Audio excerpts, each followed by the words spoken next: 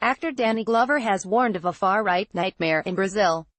But Britain's Conservative-led government will probably be hoping you won't notice. The rise of Brazil's far-right. On the 7th of October, Brazilians will vote in some of the most worrying elections since the end of the right-wing dictatorship in 1985. These will follow a two-year period in Brazilian politics which has seen corrupt politicians rise to power and an assault on the left which journalist Glenn Greenwald has likened to a military coup, with numerous attacks on democracy taking place. A Brexit-obsessed government in Britain, however, has consistently turned a blind eye to this deteriorating situation, apparently in the interests of trade, while sending millions of pounds to Brazil via the Prosperity Fund, a fund aimed primarily at governments which 10 Downing Street likes. But today, dictatorship nostalgia is growing in Brazil.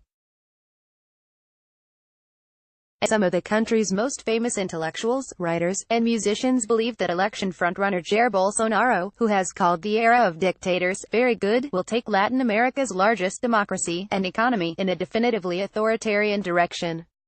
Danny Glover speaks out in a video which U.S. Senator Bernie Sanders posted on Twitter. Danny Glover explains, "That's the nightmare, basically.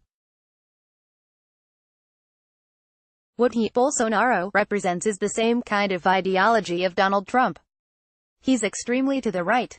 He certainly has attacked not only African religions, he's also called for the intervention of the military as well."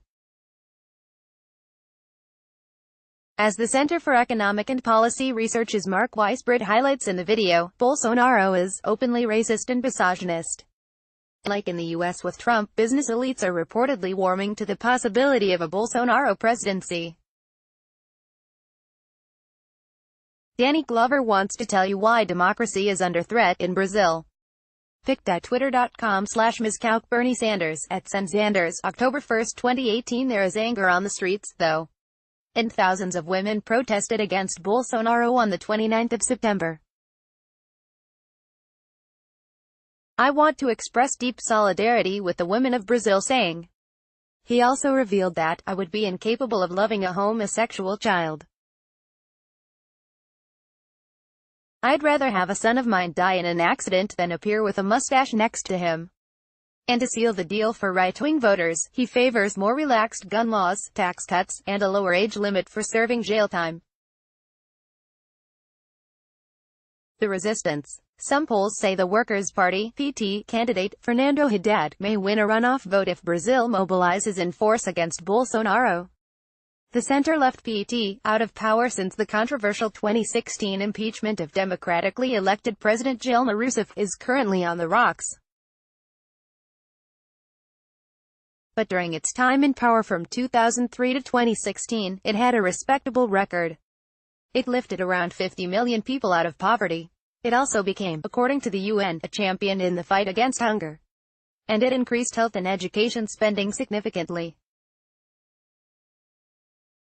A Bolsonaro presidency, on the other hand, would cement Brazil's spiraling fall into a right-wing dystopia. The international right, including Britain's conservatives, will continue to ignore or hide what's going on in Brazil. But we must not. Get involved. In the UK, write to your MP to share your concerns about Brazil. Read the Canary's previous articles about Brazil at the Canary Global. Join the Canary so we can keep resisting the advance of the far right. Featured image via screenshot.